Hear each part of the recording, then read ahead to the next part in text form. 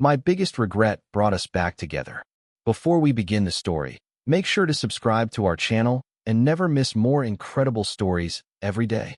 Sign here, the nurse said, and Casey's eyes snapped open like I'd slapped them. They were pale under the fluorescent hospital light, hair shoved into a loose bun, a thin plastic ID band biting into their wrist. A ventilator wasn't on them, but the oxygen cannula made every breath look borrowed. Casey stared at the clipboard in my hands. St. Mary's Medical Center /ER intake /January 9th, 2026 /2:14 a.m. Then at me. You don't get to show up again, they rasped. My throat tightened so hard I tasted pennies. Mia called. She said you. I know who called. Casey cut in, voice flat. I also know why you're here.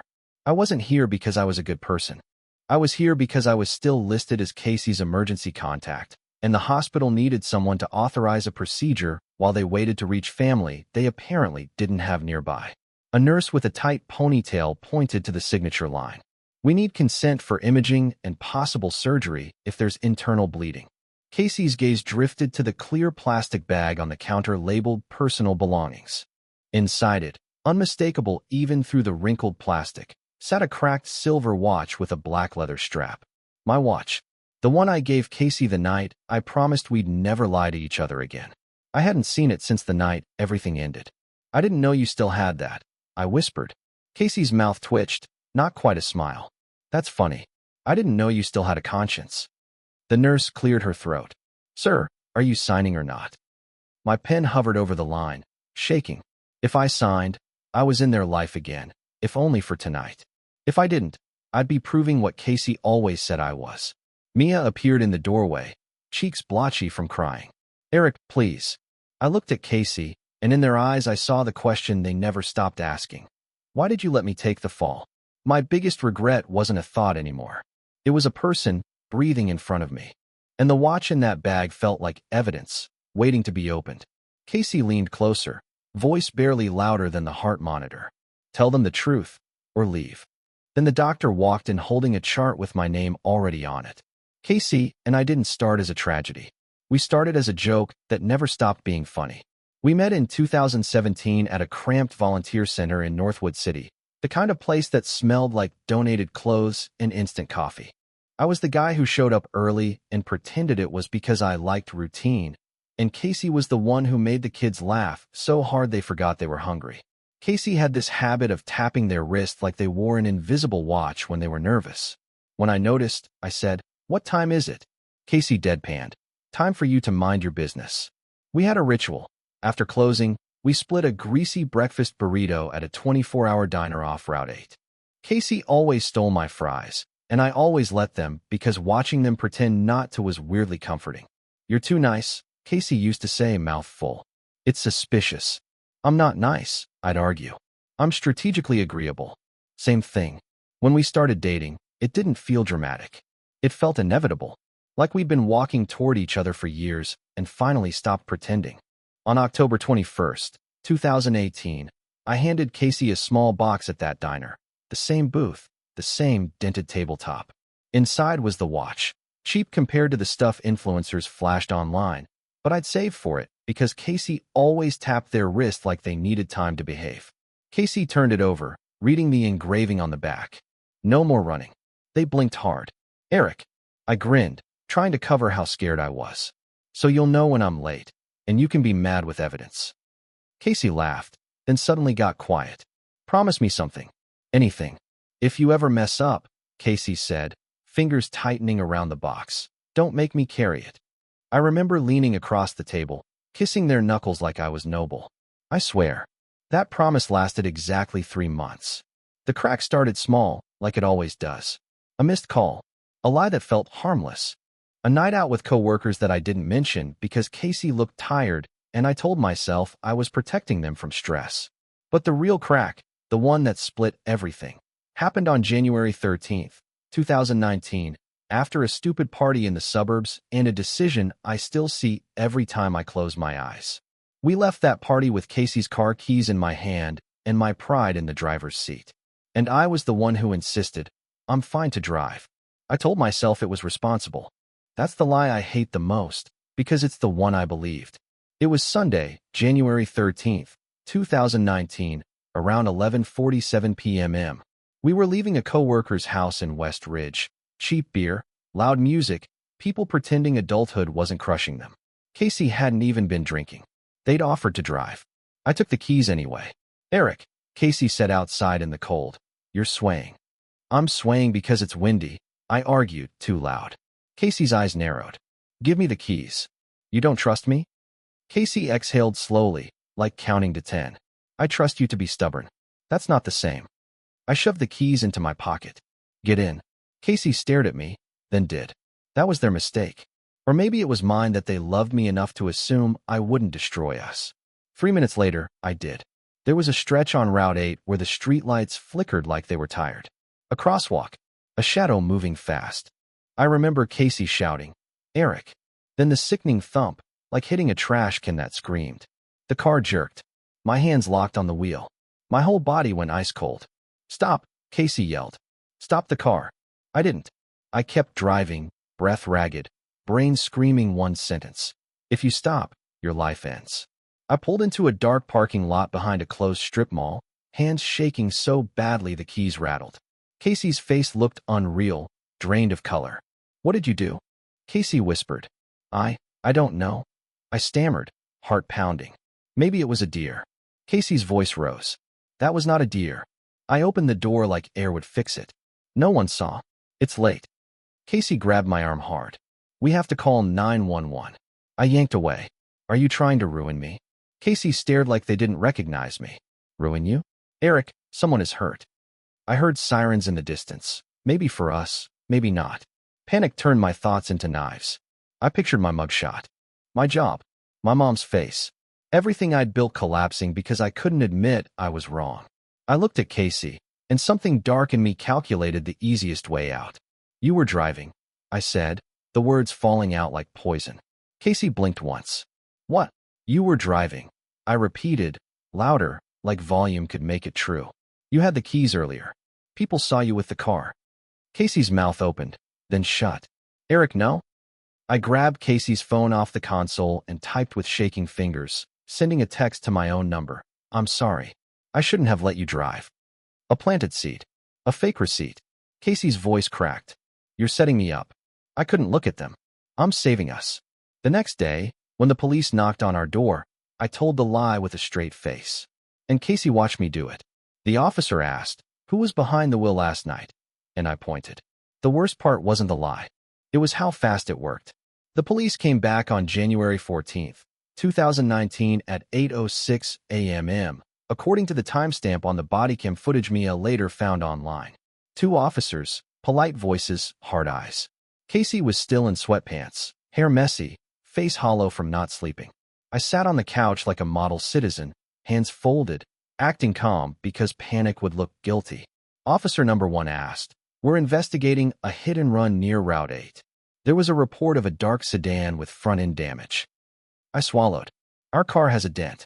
We hit something." Officer number 2 looked at Casey. "Who was driving?"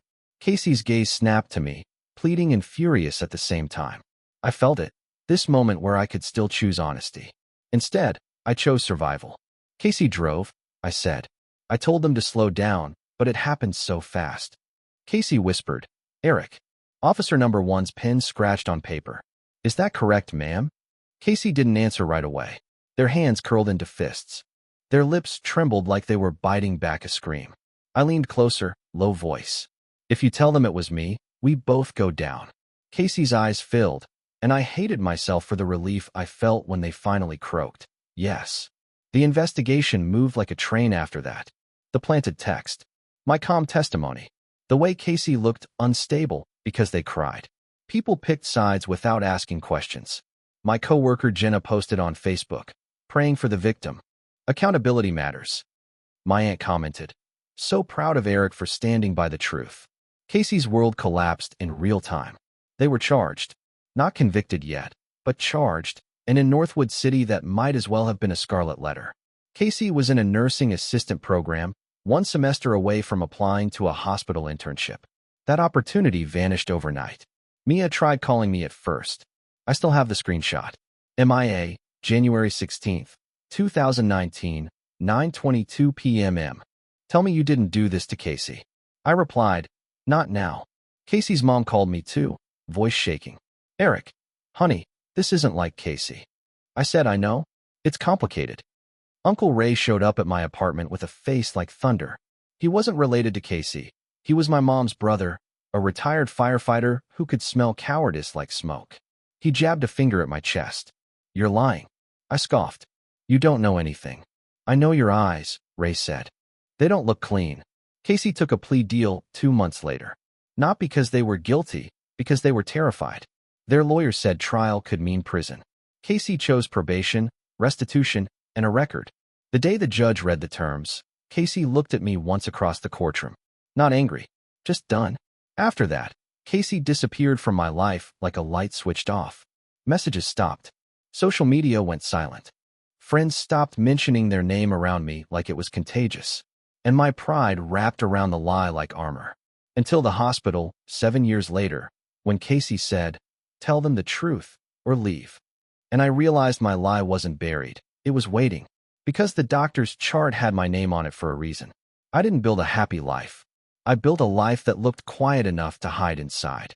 By 2026, I had a steady job doing IT support for a mid-size insurance office. Nothing glamorous, nothing scandalous. I paid rent on time. I drank less. I avoided parties. I avoided Route 8 entirely. I told myself I was a decent person now because I wasn't actively hurting anyone. But guilt doesn't care about your progress. It shows up in little ways. Like how I never wore a watch again. Like how, every time I heard a siren, my stomach clenched so hard I thought I might puke. On August 3rd, 2022, I tried to donate blood at a mobile drive outside my office. The nurse asked casual questions, then smiled and said, any history of panic attacks? I laughed too loudly. No. My hands were shaking so badly, she couldn't find a vein. Another time, at a thrift store, I saw a black leather strap hanging from a rack and my vision tunneled. I had to sit on the floor between the broken lamps and pretend I was tying my shoe while strangers stepped around me. I dated, but never seriously. Anytime someone got close, I found reasons to pull away. Intimacy felt like being one confession away from losing everything. I kept Casey's number in my phone even after it went dead. I told myself it was just in case. In reality, it was punishment. A reminder I couldn't delete. Mia tried once, years ago, to force a conversation. She cornered me outside the diner we used to love, face pinched with anger. You let them take a plea, Mia hissed. Do you understand what that did? I stared at the pavement. You don't know the whole story. Oh, I know enough, Mia snapped. Casey lost the program. Lost their apartment. Their mom stopped speaking to them for months because she thought Casey was lying. You ruined their life. I didn't ruin it, I said, voice thin. It was an accident. Mia's eyes flashed. No, Eric. The accident was the car. You were the choice. I walked away like I always did. Pride is weird. It feels like strength until it starts eating your organs. Then, on January 9th, 2026, at 1:58 a.m., my phone rang with an unknown number. I almost didn't answer. I should have let it go to voicemail. That would have been the old me, hiding behind silence. But I picked up, sleepy and irritated, and said, hello. A woman's voice, professional and tired. Is this Eric Harlan? You're listed as emergency contact for Casey Marsh. My heart stopped. What happened? There's been a vehicle collision, she said. Casey is conscious, but we need someone here. My mouth went dry. I haven't talked to Casey in. Sir, she cut in. Are you coming or not? I drove to the hospital in a fog, hands gripping the steering wheel so hard my knuckles ached. The whole way, one image replayed. Casey in that courtroom, eyes empty. I walked into the ER and saw the belongings bag with the cracked watch. And the moment Casey looked at me, I realized my quiet life had been built on a foundation that could still collapse. Because guilt doesn't expire. It waits. And now it had a hospital wristband and my name on the paperwork. Then Mia stepped closer and whispered, there's something you don't know. Mia pulled me into the hallway like she was afraid the hospital walls could overhear. Her mascara had smudged under her eyes. She held her phone tight, screen still lit with recent calls. Before you go heroic, she said, you need context. What context? My voice sounded wrong, too high. Casey's hurt. Yes, Mia snapped. And Casey didn't want you here. I stared at her. Then why am I the emergency contact? Mia's jaw worked like she was chewing anger. Because in 2019, when Casey updated their forms for probation, they still wrote your name. I think they hated themselves for it. That hit harder than I expected. Casey kept my name like a splinter. A nurse walked past, pushing a cart of supplies. The smell of antiseptic made my stomach roll. What don't I know? I asked. Mia hesitated, then lowered her voice. The victim. From Route 8. My chest tightened. They lived. Mia's eyes flicked away. Not exactly. The hallway tilted. What do you mean, not exactly? Mia swallowed. They survived the initial hit. There were hospital bills, a civil case, and then complications later. I pressed my palms into my eyes. Casey never told me. Casey didn't tell you anything because you vanished, Mia said, sharp. Then her tone softened, just a little. But listen, there's more. She pulled up a screenshot and shoved it toward me. On her screen was a text thread dated February 28, 2019. The contact name at the top made my skin prickle. Uncle Ray. MIA. Did Eric tell you the truth? Ray, I asked. He lied. I can't prove it. MIA. Casey's taking a plea. Ray, I know. MIA. They're doing it because of something else. Something bigger. My mouth went dry. Something else. Mia nodded, eyes shining. Casey had a reason. A reason you never knew. I stared at the messages like they were written in a foreign language. Why didn't you tell me? Because you were unreachable, Mia hissed. Because every time we tried, you made it about you. And because Casey made me promise. My head throbbed. Promise what? Mia leaned in. That I wouldn't tell you until you were forced to face them. I glanced back toward Casey's room. Through the glass, I saw Casey's profile against the pillow, eyes closed now, exhausted. The cracked watch still sat in the bag like a silent witness. I had spent years convincing myself Casey took the plea because they were weak, or scared, or done with me. Now Mia was telling me it was something else. Something bigger. I swallowed hard. Okay, tell me. Mia's voice dropped to a whisper. Casey wasn't just protecting you back then. My pulse hammered. Then who were they protecting? Mia didn't answer right away. She just unlocked her phone again, opened a file, and showed me a photo I'd never seen before. It was a picture of Casey in a courthouse hallway in 2019, holding a folded document, face pale. And taped to the top of the document, clear as day, was my name. The first time I spoke to Casey that night, it didn't feel like a reunion. It felt like walking back into a fire I'd set. Casey's room was curtained off from the chaos of the ER, but you could still hear it. The distant crying, the intercom calls, the squeak of shoes. Casey lay on the bed with a bruise blooming along their collarbone and a split lip stitched neatly. When I stepped in, Casey's eyes opened immediately. Alert. Guarded. So, they said, you're still alive. I tried to laugh. It came out cracked. Barely. Mia said you were in an accident. Casey's gaze slid to the bag with the watch. Yeah. Funny how cars keep following us. My throat tightened. Casey. They held up a hand. Don't. A nurse adjusted Casey's fore and left, giving me a look that said, be gentle. Like she knew we were something fragile. I stood near the foot of the bed, hands shoved into my pockets so Casey wouldn't see them shaking. I didn't come here to feel better. Casey finished for me, voice calm but sharp. To perform remorse in a hospital corridor? I flinched. No. I came because they called me. Casey's mouth twitched. You always needed an excuse. Silence swelled between us. The heart monitor beeped steadily, like it was counting down my courage. I'm sorry, I said finally. For everything. Casey stared at me for a long time. Say it right. My stomach sank. What? Say what you're sorry for, Casey said, voice steady. Not the vague, general everything. You want forgiveness? Try accuracy. I swallowed. My tongue felt too big for my mouth. I'm sorry I lied. I'm sorry I let you take the plea. Casey's eyes narrowed. You didn't let me. You pushed me. I nodded, shame burning my face. Yes, I did. Casey's gaze went distant, like they were watching the past on a screen. Do you know what it's like, they whispered, to sit in a courtroom while someone you love tells a story that makes you sound like a monster? My voice broke. No. Casey's jaw tightened. You know what's worse? Realizing you're still protecting them while they destroy you. I took a step closer, then stopped. I didn't have the right. I didn't know you were still carrying it, I said. Casey gave a humorless laugh.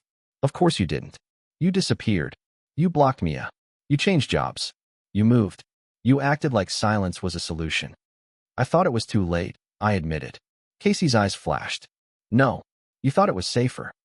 That hit, because it was true. I glanced at the watch. Why do you still have it? Casey's fingers brushed their wrist instinctively, like the old tapping habit. Because it reminds me what it costs to believe people. I leaned forward, voice low. Mia said there's something I don't know. About why you took the plea. Casey's expression froze, like I'd hit a nerve. Mia talks too much. So it's true, I pressed. There was another reason. Casey looked away toward the window, eyes shiny. You don't get to dig into my life now. I'm not digging, I said. I'm trying to understand. Casey's laugh was bitter. Understanding doesn't change outcomes. I opened my mouth, then closed it. Because I didn't come with proof. I came with guilt. And guilt alone doesn't buy access. Casey's voice turned cold. If you're here to confess, do it. If you're here to absolve yourself, leave. I forced myself to ask the question that had haunted me for years. Did you know it was me the whole time? Casey's eyes snapped back to mine. Yes. My chest caved in. Then why didn't you tell them? Casey's lips trembled. Because if I told them, you'd have been arrested that night. I whispered. You should have let that happen. Casey's eyes hardened. Maybe. Or maybe that would have killed someone else. Before I could ask what that meant, Casey's monitor beeped faster, and Dr. Sue stepped through the curtain holding a folder. Eric Harlan, he asked, scanning the page. We need to talk about your name on an old case. Dr. Sue didn't look like a man who enjoyed drama. He looked like someone who had learned to survive it. Calm eyes, clipped speech, hands that didn't shake. He motioned me into a small consultation room. Mia followed, hovering like a nervous shadow. Casey stayed behind the curtain, but I could feel their presence like a weight. Dr. Sue opened the folder. Casey's injuries from tonight's collision are stable, he said. But their medical chart includes documentation tied to a previous legal incident. My mouth went numb. Legal. Dr. Sue slid a sheet toward me. The header made my stomach drop. Northwood City Court records, subpoenaed medical note, March 5, 2019.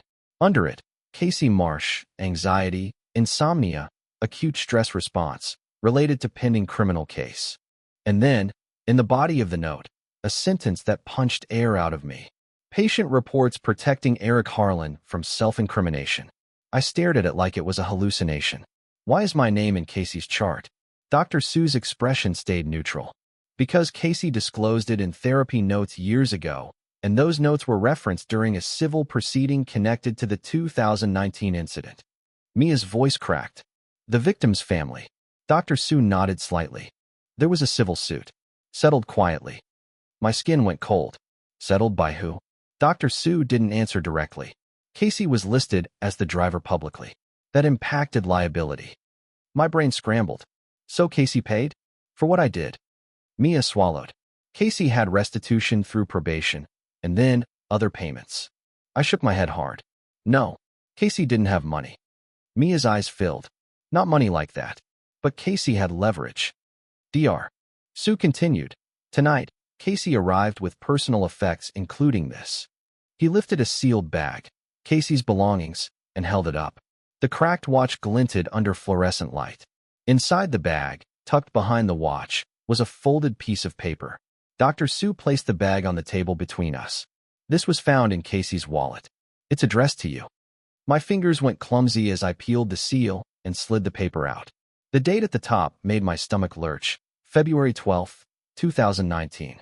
It was a letter. Handwritten. Casey's handwriting. Sharp and clean, like they wrote to stay in control.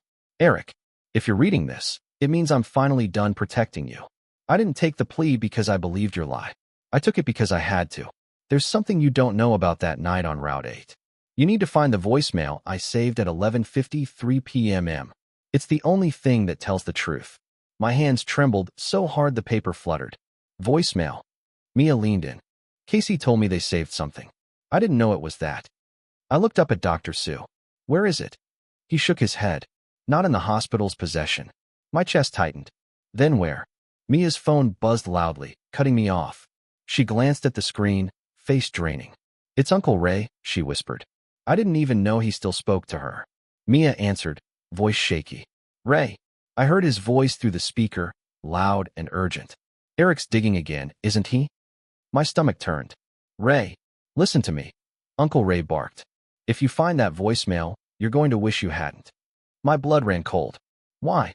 There was a pause. Then Uncle Ray said the last thing I expected. "Because it proves Casey wasn't the only one you destroyed that night." And my phone lit up with a notification. Unknown number, one new voicemail. I didn't listen to the voicemail in the hospital. Not because I was being respectful. Because I was terrified. I walked out of Casey's room on legs that felt borrowed, the letter burning in my pocket like a brand. Mia trailed behind me into the parking lot, cold air slapping my face awake. "Play it," Mia urged. "Eric, you have to." "I can't," I said, staring at my phone like it was a weapon. "Not here." Mia's voice sharpened. "You ran once. Don't run again." Uncle Ray's warning echoed in my skull. Casey wasn't the only one you destroyed. I drove home with the voicemail unopened, every red light feeling like judgment. In my apartment, I sat at my kitchen table under the buzzing overhead bulb and laid everything out like an investigation board. The letter, the screenshot Mia showed me, the hospital consent form with my shaky signature. I called Uncle Ray. Straight to voicemail. I texted him anyway. "Eric, January 9th, 2026, for 18 a.m. What did you mean? Call me." No response. I opened my laptop and dug through old backups I'd sworn I deleted. Cloud archives. Gmail trash. A forgotten USB in the back of a drawer labeled Taxes 2019. In the USB was a folder. Casey. I stared at it, nausea rising. I didn't remember making it. Inside were screenshots of text from 2019, some I'd saved to prove my version of events. My own petty propaganda. Then I found a screenshot I'd never seen. Casey, January 14th, 2019, 8:14 a.m. Please don't do this. I'll call 911. I'll say it was you. And my reply, "Eric, if you do, you'll ruin everything." My throat tightened. I had threatened them. It was right there. I clicked the voicemail notification. The audio file was labeled VM_2019-01-13_23-53_ M4A. My finger hovered over play. I forced myself to breathe, then pressed it. At first, there was wind and muffled movement. Then Casey's voice, young, shaking, barely holding together. "Hi. This is Casey Marsh," they whispered. "I'm leaving this because I don't know what else to do." A pause. A shaky inhale. "Eric hit someone," Casey said, voice cracking. "He won't stop the car. He's saying I have to take it." My vision blurred. The recording kept going. "I'm scared," Casey whispered. "I'm scared of him right now. I'm scared of what he'll do if I tell." Then, faint in the background, my own voice, slurred, angry. "Don't you dare. Don't you dare, Casey." Casey made a strangled sound. "I'm calling 911. The voicemail cut abruptly, like the phone got grabbed. I sat frozen, ears ringing. It wasn't just proof. It was a time machine, dragging me back into the person I pretended wasn't me. I replayed it, because pain has a cruel magnetism. The second time, I noticed something new, another voice. Not mine. Not Casey's. Clearer, calmer, closer to the microphone. A man said, "Ma'am, step away from the vehicle." I jolted upright. "What?" I rewound. Listened again. A male voice. Authority in it. A cop? A security guard? Someone who was there that night. Someone I'd never mentioned, because it didn't fit my lie. I immediately texted Mia. "Eric, there was someone else on the voicemail." Another voice. She replied instantly. "MIA. Eric, if someone else heard it, why wasn't it used?" That question hit like a punch. If this voicemail existed in 2019 and someone else was present, then Casey's conviction wasn't just about my lie. It meant the truth had been buried. On purpose. My phone buzzed again. This time, an email notification from an address I didn't recognize. Subject line, "Stop digging. Casey paid the price already." And attached was a PDF labeled civil_settlement_2019. PDF. I opened the PDF with hands that didn't feel like mine. At the top, confidential settlement agreement. Route 8 incident. September 17th, 2019. Below that were names I didn't recognize, except one. Casey Marsh, respondent. And further down, under additional responsible party, a blank line that looked erased, like someone had removed a name. My stomach flipped. They took someone out. I whispered to my empty apartment. I scrolled. Amounts jumped out like bruises. $38,000 in medical costs. $12,500 in pain and suffering. For $1,900 legal fees. All assigned to Casey in black and white. A note at the bottom. Respondent agrees to non-disclosure under penalty of $10,000. So Casey didn't just take the plea. Casey got gagged. My phone lit up with Mia's name as if she sensed my pulse rising. Tell me you're sitting down, she said immediately. I'm looking at a settlement agreement, I said. Casey paid everything. Mia exhaled sharply. I told you there was more. And there's a redacted responsible party, I added, voice shaking. Someone removed a name. Silence crackled. Then Mia said carefully, Eric, who helped Casey after the plea? I frowned. No one. Casey vanished. Mia's voice hardened. Wrong. Uncle Ray helped. He drove Casey to court. He paid for the first lawyer consult. He told me he was making it right. My throat went tight. Ray can't afford settlements. No, Mia said. But Ray knows people. He used to work scenes with cops, attorneys, city officials. He could pull strings. My mind snagged on the voice in the voicemail. Ma'am, step away from the vehicle. What if, I whispered, someone showed up that night? Someone official. Mia went quiet. Eric, are you saying Casey had a witness? I heard a man's voice, I said. On the voicemail. Mia cursed softly. Then why didn't Casey use it? I stared at Casey's letter again. I took it because I had to. A chill crawled up my spine. What if Casey was threatened? I said. Mia didn't deny it. She just said, Uncle Ray warned me years ago not to push. He said it would hurt more people. My stomach churned. Hurt who? Mia's voice cracked. Maybe you. Maybe Casey. Maybe the victim. Maybe the guy on the voicemail. I pressed the heel of my hand into my forehead. I have to talk to Casey. Mia hesitated. Careful. Casey doesn't just have anger. Casey has boundaries. I deserve boundaries, I muttered. Eric, Mia said, voice softer now. I'm going to tell you something I promised I wouldn't. I held my breath. Casey didn't take the plea to protect you, Mia said. Not primarily. My chest tightened. Then why? Because Casey was protecting someone else who was with you that night, Mia whispered. My blood ran cold. Who? Mia's voice was barely audible. You need to ask Uncle Ray what he did on Route 8. I hung up and immediately called Ray again. This time, he answered on the second ring. Eric, Ray said, voice gravelly. You should have stayed quiet. My heart hammered. Were you there that night? Ray didn't answer directly. He just said, if you keep digging, Casey's going to hate you more. I swallowed hard. Tell me the truth, or I'll bring this to court. Ray let out a bitter laugh. Court? You think this is only about you? Then he said the sentence that turned my stomach to ice. I was the voice on that voicemail, Eric.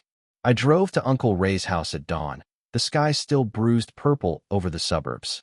Ray lived in a small ranch-style home with a flagpole out front and a garage full of tools. The kind of place that looked like stability, like certainty.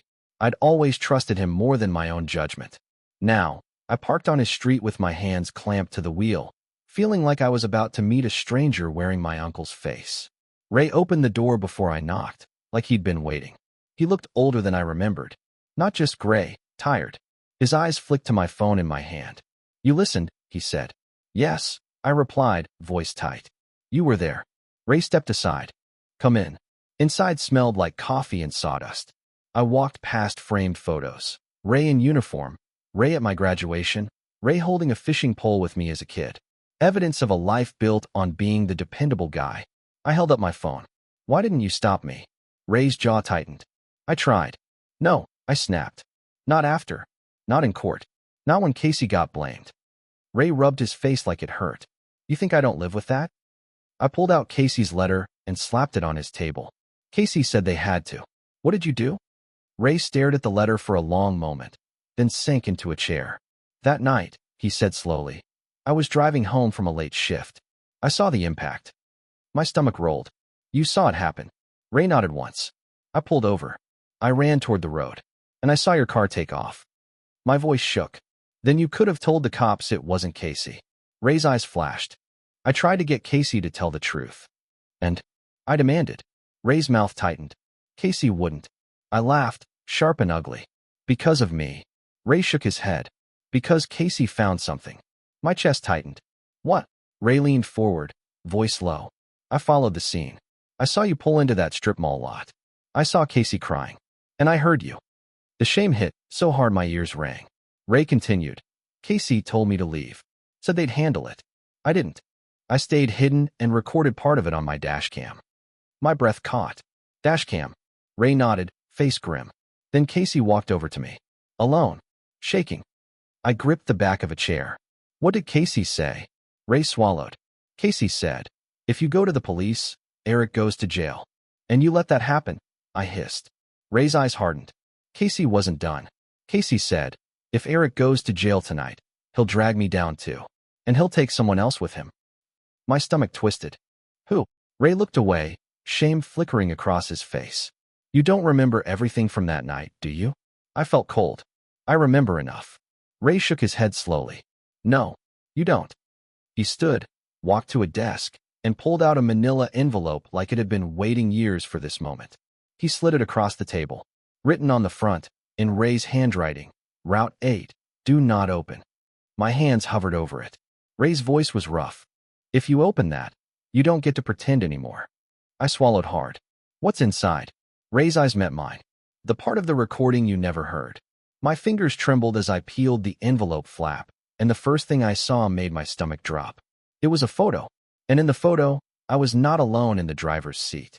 The photo was grainy, taken through a windshield at night, but it was clear enough to break me. Me behind the wheel, yes. Casey in the passenger seat, yes. And in the back seat, slumped forward, was a third person. A woman. Her face was turned away, but I recognized the jacket immediately. Mia's old green parka with the torn cuff. The same one she'd worn all winter in 2019. My brain stuttered. That's not possible. Ray's voice was quiet, almost gentle. You blacked out pieces of that night, Eric. My hands shook so hard the photo rattled. Mia wasn't there. Ray's eyes stayed on me. Call her. I fumbled my phone out, fingers numb. Mia answered on the first ring, voice tense. Eric. I didn't ease into it. Were you in the car that night? Silence. Then a small, broken inhale. Eric, Mia whispered, don't do this. My stomach turned to ice. Mia, were you in the car? Her voice cracked. Yes. I couldn't breathe. Why didn't you tell me? Because you didn't remember, she said, shaky and furious all at once. And because Casey made me swear. Ray gestured to the envelope. Inside were printed stills, timestamps, and a USB drive labeled dashcam_clip_011-32019. I stared at it like it might explode. Why was Mia in the back seat? Mia's voice came through the speaker, thin. We left the party together. I was drunk. I asked for a ride. Casey didn't want you driving. You insisted. My throat closed. And the crash. Mia began to cry. I screamed. Casey screamed. You didn't stop. I pressed my fist to my mouth, fighting nausea. Why didn't you tell the police? Why didn't Ray tell them? Mia's voice went quiet. Because I had something in my bag. Ray's jaw tightened. He looked like he'd been waiting years to say it. Mia whispered. I had stolen prescription pads from the clinic I worked at. It was stupid. It was a desperate, broke thing. If cops searched the car, I would have been arrested. My whole body went cold. So Casey took the fall to protect you? Mia sobbed softly. Casey said if I got arrested, I'd lose everything. And Casey thought you could still be saved. Ray's voice was low. Casey asked me to destroy the dashcam. I snapped my head up. Did you? Ray's eyes glistened. No, I hid it. I swallowed hard, while rising. So Casey sacrificed their life so Mia wouldn't be charged, and I still let Casey go down. Mia's voice was raw. You don't get to act surprised. You were there. You were the one who lied. I squeezed my eyes shut. I didn't remember you were in the back. That doesn't erase it, Mia hissed. It just makes it scarier. I looked at Ray, voice shaking. Why tell me now? Ray's face crumpled. Because Casey is in a hospital bed with internal injuries. And because you're still the emergency contact. Casey never fully cut you off, Eric. My chest ached like it was splitting. I held the USB drive between my fingers. If I give this to the court, Ray cut me off. It'll ruin you. It'll ruin Mia. It'll reopen Casey's case. And Casey might finally get justice, or finally get destroyed again. I whispered, they've already been destroyed. Ray's eyes burned into mine. Then do something honest for once. I left Ray's house with the USB drive in my pocket and Casey's letter in my hand. I drove straight back to the hospital, heart pounding like I was heading to my own sentencing. In the elevator, my phone buzzed. Casey had woken up and asked for me. The message from the nurse was simple. Casey says they're ready to tell you everything. And for the first time, I was more afraid of the truth than punishment. Casey looked smaller when I returned, like the hospital had stripped away everything except what was real. They were sitting up slightly, wincing, one hand resting over their ribs. The cracked watch was on the bedside tray now. Out of the bag, face turned upward like it was watching us. Casey's eyes met mine. Did you find it? I swallowed. The voicemail? Yes. And the rest? Casey asked quietly. Did Ray finally stop hiding? My throat tightened. Yes. Casey exhaled, slow and tired. Then you know why I took the plea. I nodded, shame pressing down like a weight. You protected Mia. Casey's mouth twitched, bitter. And you? I stepped closer, voice shaking. Why? After what I did. Casey stared at the ceiling for a moment. Because I loved you, they said simply. And because I loved Mia like a sister. And because I thought I could carry it. Their voice cracked on the last word. I pulled the USB drive from my pocket and set it on the tray beside the watch. Ray kept the dash cam. Casey's eyes flicked to it, then back to me. You're holding a match. I swallowed. If I take this to the DA, your conviction can be revisited. Casey laughed once, hollow. Revisited. Like it was a vacation. I flinched. I'm sorry. Casey's eyes sharpened. Are you sorry enough to burn your life down for the truth? I didn't answer fast enough. Casey nodded like they already knew. That's what I thought. I opened my mouth. Casey, I want to fix it. You can't fix it, Casey said, voice calm but brutal. You can only tell the truth and accept what happens next. My chest tightened. If I confess, I lose my job. I could be charged. Casey's gaze didn't waver. Yes. And Mia, I began. Casey cut me off. Mia made choices too. The air in the room thickened with everything unsaid. Then Casey reached for the watch, fingers trembling, and turned it over so I could see the cracked back. I never told you, Casey said quietly, but I kept this because it reminded me of the one thing you promised. No more running, I whispered. Casey nodded. And you ran anyway. For years. While I paid restitution I couldn't afford. While I lost internships. While every background check told my story for me. I felt tears sting my eyes. I didn't know about the settlement. Casey's laugh was sharp. Of course you didn't. You were busy being fine.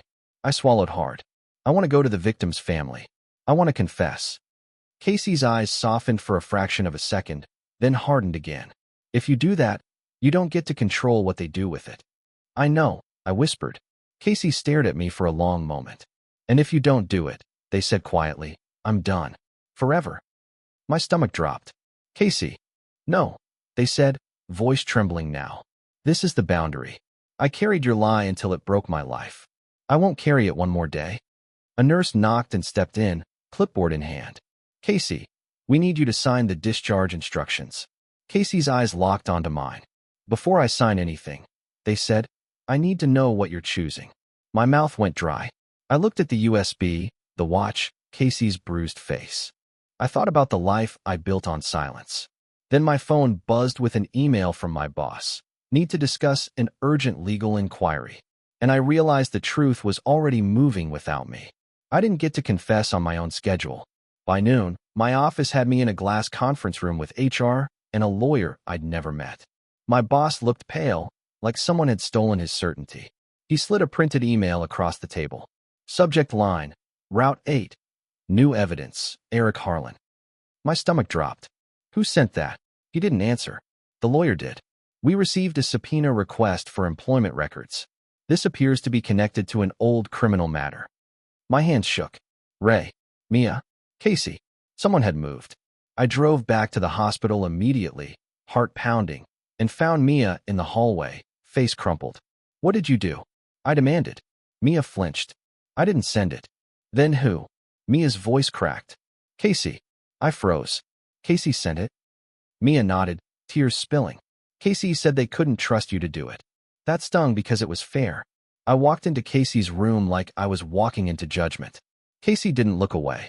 They looked exhausted, relieved, and wrecked at the same time. I sent the dashcam file, Casey said quietly. My throat tightened. You could have warned me. Casey's expression didn't change. You had 7 years to warn me. I swallowed hard. So what now? Casey gestured weakly to the chair. Sit. I sat, hands clenched. My job got a subpoena. I might be charged. Casey nodded once. Yes. And Mia, I started. Casey's gaze sharpened. Mia can tell the truth too. Mia stepped into the doorway, voice shaking. I will. I turned to her, stunned. You will. Mia's face crumpled. I can't live like this anymore. Casey carried it. Ray carried it. You hid from it. I'm done hiding. Casey exhaled, eyes closing briefly like they were in pain. Good. I looked at Casey, voice raw. What do you want from me? Casey opened their eyes and met mine. Accountability, they said. And boundaries. I nodded slowly. Name them. Casey's voice was steady despite the tremble in it. 1.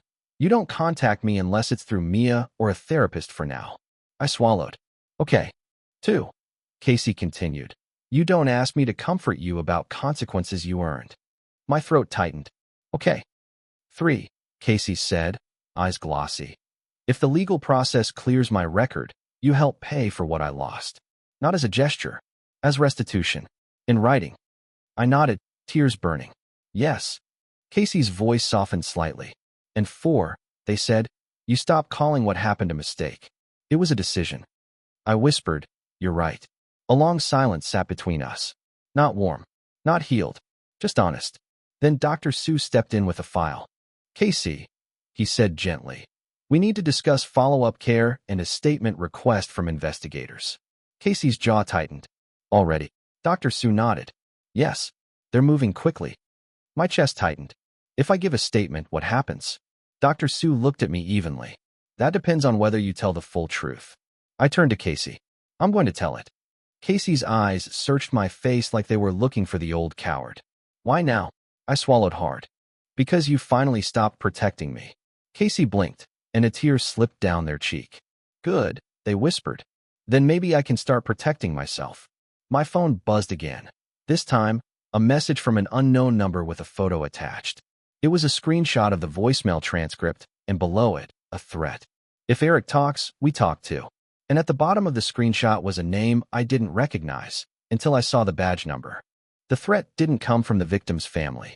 It came from the part of the system that had quietly benefited from Casey staying guilty. When I zoomed in on the screenshot, my stomach turned. It wasn't just a badge number. There was a cropped signature line from an old report. Officer D. Kessler, Initial Responding Unit, January 14, 2019. The voice on the voicemail had been Ray, yes, but the official presence that night, the reason the truth got buried, started to make sense. Someone had helped simplify the story. One driver, one plea, one quiet settlement. I showed Casey the message. Casey's face didn't change much, but their fingers tightened around the watch like it was anchoring them. That name, Casey said softly, is why I had to. My chest tightened. They threatened you. Casey nodded once. Indirectly. Enough to make the risk feel bigger than my life. Mia's face went pale. So it wasn't only us. It was them. Uncle Ray came later that day, limping slightly, eyes bloodshot. He looked at Casey first, voice rough. I'm sorry. Casey didn't soften. You protected the wrong people, they said. Ray swallowed hard. I know. I gave my statement anyway. Not heroic. Not clean. Just honest, ugly truth. I drove. I hit someone. I fled. I lied. I let Casey take the plea. I let my pride turn into a cage that Casey lived inside. The investigator's face stayed neutral as I spoke, but I watched his pen slow when I mentioned the voicemail and the redacted settlement line. When I handed over the USB, his eyes flickered, just once. After that, consequences came fast and unromantic. My job placed me on administrative leave. Friends I hadn't heard from in years suddenly texted, "Is it true?" Like gossip was a moral position. My mother cried on the phone without asking questions, which somehow hurt worse. Casey's case was reopened. Not immediately dismissed, reopened. The difference mattered. It meant hearings. Waiting. Exposure. It meant Casey's name in public again. But for the first time, Casey wasn't alone in it. We didn't become a couple again. We didn't start over. Casey didn't hug me and say everything was okay. What we did was smaller, harder, and real. We sat in a diner booth, same one as 2018, and Casey placed the cracked watch between us like a boundary marker. "This doesn't mean forgiveness," Casey said. "I know," I replied. "It means," Casey continued, "you're finally standing where you should have stood." I nodded, voice thick. "And you're finally not carrying me." Casey's eyes softened, just a fraction. "Good." My biggest regret didn't bring us back together like a movie. It brought us back together like life does, through paperwork, pain, and choices that cost something.